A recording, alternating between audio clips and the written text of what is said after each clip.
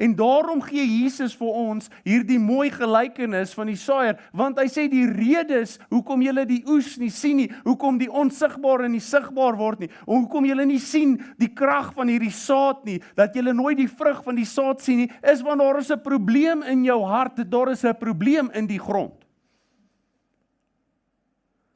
Daar is 'n probleem in die grond. En die grond is jou hart.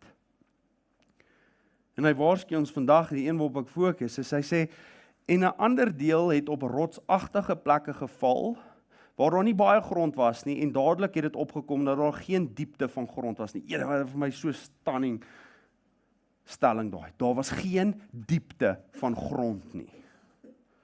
Daar was geen diepte van grond nie.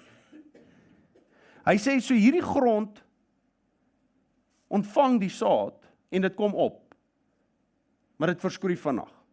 Daar soos ons sien 'n plantjie kom op, maar hy vrek vinnig. Dis soos wanneer jy daai orgidee by Woolies koop.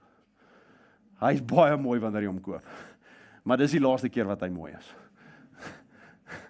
Nee, julle weet. En hy is so duur, maar dis die laaste keer wat 'n Woolies orgidee mooi is wanneer hy in daai winkel is.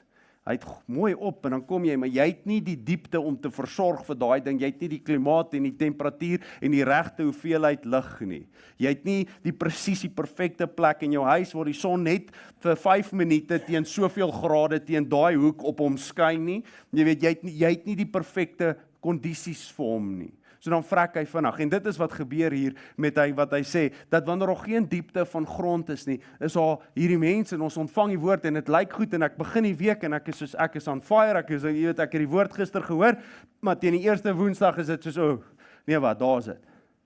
Waar is die oes nou? Daar vrek die plant. Hy sê die probleem is, daar is geen diepte nie en ek wil dit in 'n ander dan sê, hy sê julle is oppervlakkig.